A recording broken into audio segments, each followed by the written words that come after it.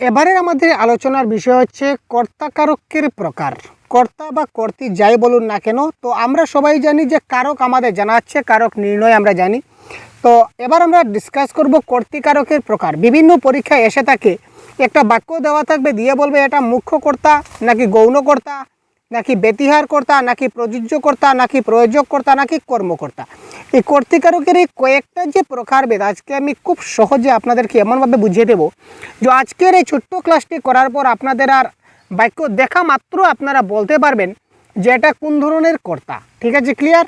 তো এবার আমরা চলুন দেরি না করে ডাইরেক্ট আমরা মূল পয়েন্টে চলে যাই। দেখুন, কর্তা মানে হোয়াট ইজ কর্তা, অর্থাৎ যে ক্রিয়া করে বা যে কাজটি করে সেই হচ্ছে ক্রিয়া। যেমন সীমা গান গায়, এখানে সীমা কর্তা। আমি ভাত খাই, আমি কর্তা। এটা তো জানা আছে অন্ততপক্ষে এতটুকু পর্যন্ত এতদিন আমাদের ক্লাসে। তো এই যে সীমা গান গায়, আমি ভাত খাই, রমেশ স্কুলে যায়, তারপর মহিষ খেলাধুলা করে, এই যে সকল জিনিস ডাইরেক্টলি কানেক্টেড।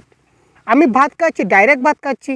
সীমা গান গাচ্ছে, সীমা গান গাচ্ছে, মানে একদম আমি নিজে কাজটা করছি। কেউ যদি নিজে কাজটা করে ডাইরেক্ট সরাসরি, তো সেটা হবে মুখ্য কর্তা। এই ধরনের অনেকগুলো উদাহরণ আছে। সীমা গান গায়, আমি ভাত খাই, আমি স্কুলে যাই, রহিমা নাচে। এই ধরনের অনেকগুলো শব্দ আছে যে একটা পার্টিকুলার একজন ব্যক্তি যে কী করবে, যে কাজটা করবে, যে কাজটা করে সেই হচ্ছে মুখ্য কর্তা, এক কথায়। এবার এই মুখ্য কর্তাকে আমরা গৌণকর্তা কীভাবে পরিবর্তন করব বা কি থাকলে আমরা বুঝবো গৌণকর্তা। এবার সীমা গান গায়, এটা হচ্ছে মুখ্য কর্তা। আর আমরা যদি বলি যে সীমা কর্তৃক গান গাওয়া হয়, মিনিংটা কিন্তু সেম দাঁড়াচ্ছে। দেখুন, সীমা কর্তৃক গান গাওয়া হয়, বা আমার দ্বারা গান গাওয়া হয়, বা আমার দ্বারা ভাত খাওয়া হয়, এই সবগুলা কি এক একটা গৌণকর্তা। কেন? যদি কোনো বাক্যের মধ্যে দ্বারা দিয়া কর্তৃক ব্যবহৃত হয়, মনে রাখবেন, যদি কোনো বাক্যের মধ্যে দ্বারা দিয়া কর্তৃক ব্যবহৃত হয় তখন সেটা গৌণকর্তা হয়ে দাঁড়াবে, সেটা গৌণকর্তা হবে। যেমন সীমা গান গায় ডাইরেক্ট, তো সীমার দ্বারা গান গাওয়া হয়। যদি বলে সীমার দ্বারা গান গাওয়া হয়, আমার দ্বারা ভাত খাওয়া হয়, রহিমের দ্বারা স্কুল যাওয়া হয়, এটাকে মানে বাংলায় আমরা বাচ্য তো বলতে পারি ভয়েস চেঞ্জে অ্যাক্টিভ ভয়েস প্যাসিভ ভয়েসের মতো। তো এই ধরনের যদি কোনো শব্দের মধ্যে, যদি কোনো বাক্যের মধ্যে আপনারা দ্বারা দিয়া কর্তৃক দেখতে পান যে সীমা কর্তৃক গান গাওয়া হচ্ছে, আমার দ্বারা গান গাওয়া হচ্ছে, আমার দ্বারা ভাত খাওয়া হচ্ছে, আমার দ্বারা পাহারা দেওয়া হচ্ছে, আমার দ্বারা রান্না করা হচ্ছে, এই সবগুলো জিনিস যদি দ্বারা দিয়া কর্তৃক থাকে তখন সেটা হচ্ছে গৌণকর্তা। ক্লিয়ার ভাই? মুখ্য কর্তা, গৌণকর্তা, আর জীবনে ভুল হবে না। ক্লিয়ার?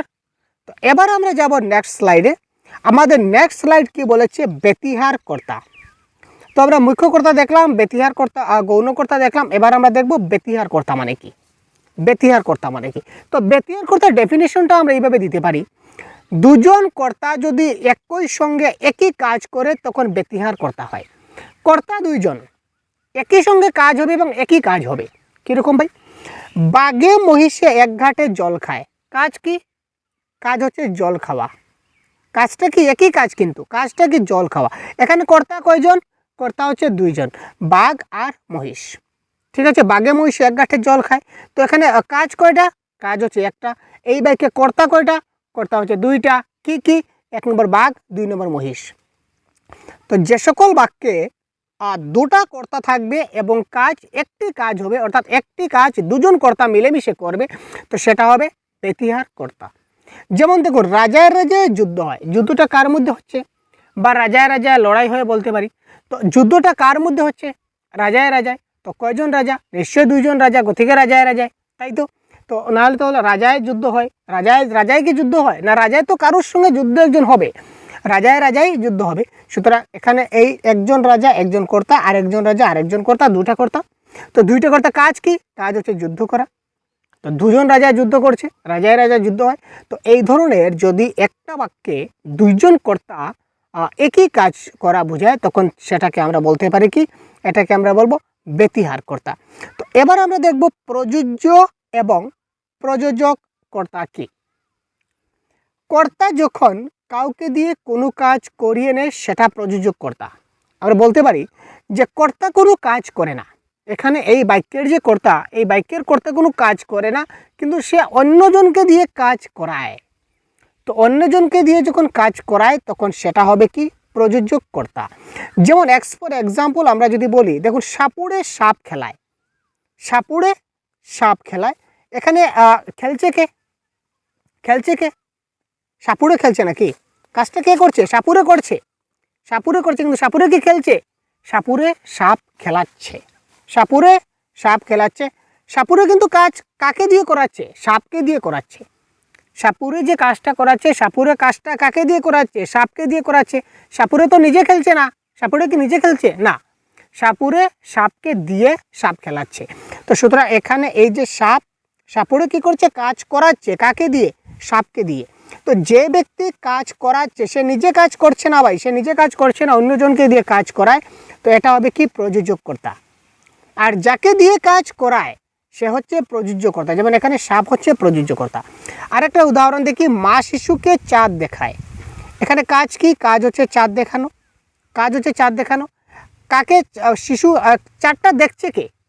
চাঁদটা যে দেখাচ্ছে, চাঁদটা দেখছে কে? চাঁদটা দেখছে হচ্ছে শিশুয়ে চাঁদ দেখছে, তাই তো? শিশুয়ে চাঁদ দেখছে। তো এখানে শিশু কি তার নিজের ইচ্ছায় চাঁদ দেখছে? না, মা তাকে কী করছে? মায়ের ইচ্ছায় শিশুকে চাঁদ দেখানো হচ্ছে। শিশু তো তার নিজের ইচ্ছায় চাঁদ দেখছে না, ঠিক আছে? মা তাকে চাঁদ দেখাচ্ছেন, অর্থাৎ চাঁদ দেখার কাজটা করছে শিশু, কিন্তু সে তার নিজের ইচ্ছায় করছে না, সে অন্যজনের ইচ্ছায় করছে, অন্যজন তাকে দিয়ে, শিশুকে দিয়ে কাজটা করিয়েছেন। তো এখানে মা হচ্ছে, মা যেহেতু এখানে তিনি নিজে দেখছেন না, মা কি চাঁদ দেখছেন না, মা শিশুকে দিয়ে দেখাচ্ছেন, শিশুরে চাঁদ দেখাচ্ছেন। তো তার মানে এখানে মা হচ্ছে প্রযোজককর্তা, অর্থাৎ তিনি নিজে কোনো কাজ করছেন না, তিনি শিশুকে দিয়ে কাজ করাচ্ছেন, মা প্রযোজক। আর তিনি কাকে দিয়ে কাজ করাচ্ছেন? তিনি শিশুকে কাজ করাচ্ছেন, সুতরাং শিশু হচ্ছে প্রযোজ্যকর্তা। দেখুন ক্লিয়ার কিনা না? এবার যদি প্রযোজ্যকর্তার ডেফিনেশন যদি যাই, তাহলে আমরা বলতে পারি প্রযোজককর্তা যাকে দিয়ে কাজ করায় সে হচ্ছে প্রযোজ্যকর্তা। আর প্রযোজককর্তার ডেফিনেশন দিয়ে যাই, তখন আমরা যাব কর্তা যখন কাউকে দিয়ে কোনো কাজ করিয়ে নেয় সেটা প্রযোজ্যকর্তা। কর্তা নিজে কাজ করবে না, সে কাউকে দিয়ে কাজ করাবে। যেমন মা শিশুকে চাঁদ দেখাচ্ছে, মা কিন্তু চাঁদ দেখছে না, মা চাঁদ দেখছে না, মা শিশুকে দিয়ে চাঁদ দেখাচ্ছে। আরেকটা এক্সাম্পল আমরা দিতে পারি, যে বালকেরা গরুদের ঘাস খাওয়াচ্ছে, বালকেরা গরুদের ঘাস খাওয়াচ্ছে, ঘাস খাচ্ছে কে? বালকেরা ঘাস খাচ্ছে? বালকেরা ঘাস খাচ্ছে না ভাই, বালকেরা তো ঘাস খাচ্ছে না। ঘাস খাচ্ছে কে? গরু ঘাস খাচ্ছে। তার মানে বালকরা গরুকে দিয়ে কাজ করাচ্ছে, ঠিক আছে? গরুকে ঘাস খাওয়াচ্ছে মানে গরুকে দিয়ে কাজ করাচ্ছে। তার মানে বালকেরাই এখানে হবে কি? আমার প্রযোজককর্তা। আর গরুকে দিয়ে যেহেতু কাজ করাচ্ছে, সুতরাং গরু হচ্ছে আমার এখানে কি? গরু হচ্ছে এখানে কি? আমার প্রযোজককর্তা। ক্লিয়ার? এবার আমি নেক্সট যেটা এবং লাস্ট যেটা কর্তৃকারকের প্রকার, এটা হচ্ছে কি? কর্মকর্তা। এই কর্মকর্তায় কিন্তু আমরা অনেকেই ভুল করি, অনেক ভুল আমাদের হয়, ঠিক আছে? অনেক ভুল হয়। তো আজকের পর থেকে আমাদের আর ভুল হবে না, এই ধরনের আমরা একটু প্রতিজ্ঞা নেব। ওই দেখুন, বাঁশি বাজে ওই মধুর লগনে, এই যে বাঁশি দেখতে পাচ্ছেন ভাই, বাঁশি বাজে ওই মধুর লগনে একটা বাক্য। আরেকটা বাক্য আমরা দিচ্ছি বাঁশি বাজায়। ওই দুইটা সমস্যা, এই যে বাঁশি বাজে আর বাঁশি বাজায়, এখানে কিন্তু খেলা। আচ্ছা, এখানে যদি বলি বাঁশি বাজে, বাঁশি বাজে, আচ্ছা বাঁশি, এখানে আমি বাঁশিটা রাখলাম, এই যে বাঁশিটা আছে, বাঁশিটা আছে, তো বাঁশিটা আমি একটা জায়গায় রেখে দিলাম, দিয়ে আমি কি করলাম? বাঁশিকে ধূপকাঠি দেখালাম, মন্ত্রতন্ত্র জপ করলাম, জল ছিটা দিলাম, তেল ছিটা দিলাম, অনেক কিছু তন্ত্রমন্ত্র সাধনা করলাম। বাঁশি কি অটোমেটিক বেজে যাবে? বাঁশি কি অটোমেটিক বেজে যাবে? না, বাঁশি অটোমেটিক বাজবে না। বাঁশি কি করবে? কেউ না কেউ বাঁশিটাকে বাজাতে হবে। তো এই বাক্যে বাঁশিটা কে বাজাচ্ছে? বাঁশি বাজে ওই মধুর লগনে, বাঁশিটা কে বাজাচ্ছে? বাক্যে কি আছে? বাঁশি বাজাচ্ছে। তো এই বাক্যে আছে বাঁশি বাজায়। তো এখানে বাঁশি বাজায়, কে বাজায়? নিশ্চয়ই কেউ একজন তো আছে ভাই। এখানে দেখুন এই বাক্যটা ভালো করে লক্ষ্য করুন, বাঁশি বাজায়, তার মানে কেউ না কেউ তো আছে যে বাঁশি বাজায়। হয়তো রাম বাঁশি বাজায়, রহিম বাঁশি বাজায়, কৃষ্ণ বাঁশি বাজায়, কেউ একজন তো আছে যে বাঁশি বাজায়। তো এই যে কি বাজায়? বাঁশি বাজায়। তো এখানে কি বাজায়? কেউ একজন বাজাচ্ছে, তার জন্য কেউ একজন কর্তা নিশ্চয় রয়েছে, কোনো একজন কর্তা রয়েছে। তো এই বাক্যে বাঁশি বাজায় মানে কেউ একজন বাঁশি বাজাবে। আমি বাঁশি বাজাই, কৃষ্ণ বাঁশি বাজায়, কেউ একজন বাঁশিওয়ালা বাঁশি বাজায়, কেউ একজন তো আছে কর্তা, ডেফিনেটলি কর্তা এই বাক্যে আছে, যদিও কর্তা উজ্জ্ব, কিন্তু কর্তা তো আছে। তাই তো।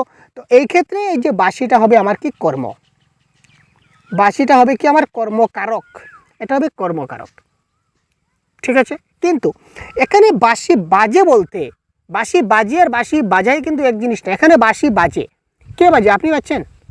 আপনি কি বাজেন? না ভাই, আমি বাঁশি বাজাই।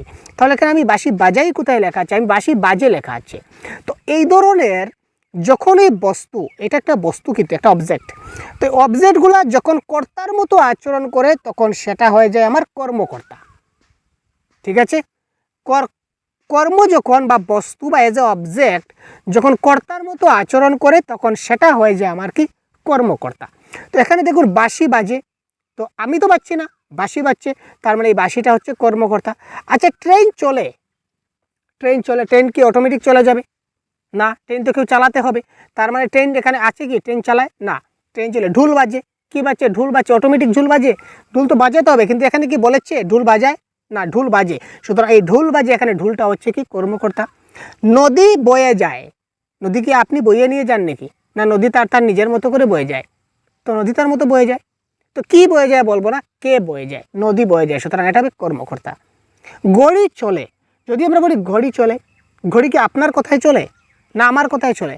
ঘড়ি তার নির্দিষ্ট গতিতে চলে, ঠিক আছে। তো ঘড়ি চলে, ঘড়ি ঘড়ি একটা বস্তু, কিন্তু সে ঘড়ি চলছে, সে আমার কথায় আপনার কথায় চলবে না, সে তার নিজের মতো করে চলবে, চলতে থাকবে। সুতরাং এটা কর্তা, এটা কর্ম হবে না, এটা কর্তা। তো এই যে কর্তাটা কী ধরনের কর্তা ভাই? এটা যেহেতু অবজেক্ট বস্তু বোঝাচ্ছে কিন্তু সেটা কর্তার মতো আচরণ করছে, সুতরাং সেটা হবে কর্মকর্তা। বায়ু বইছে, বায়ু বইছে, বায়ু বইছে যদি বলি আমরা, বা বায়ু বয়েছে যদি বলি, তাহলে কি হবে? এখানেই বায়ু বইছে, সেটা হবে কর্মকর্তা, ঠিক আছে। আশা করি ক্লিয়ার হলো। তারপরও যদি কোনো ডাউট থাকে অবশ্যই আপনারা কমেন্ট বক্সে বলবেন, আমি পরবর্তী সময় আপনাদের ক্লিয়ার করে দেব। আর তারপর এইভাবে কর্মকারক, তারপর অধিকরণকারক, এই সবগুলোর প্রকারভেদ আমি আপনাদেরকে এক এক করে দিতে থাকব। যদি ভালো লাগে অবশ্যই লাইক, কমেন্ট এবং ক্লাসটাকে শেয়ার করে বন্ধুদেরকে পাঠিয়ে দেবেন, যাতে করে সবাই জিনিসগুলো শিখতে পারে এবং বুঝতে পারে। এবং প্রতিদিন এই ধরনের ক্লাস আপনারা এই ইউটিউব চ্যানেলে পেয়ে যাবেন। সুতরাং দেরি না করে এখনই চ্যানেলকে সাবস্ক্রাইব করে সাথে থাকুন, ঠিক আছে। তো আজকে এই পর্যন্তই। ভালো থাকবেন, সুস্থ থাকবেন, আমাদের সঙ্গে থাকবেন। জয় হিন্দ।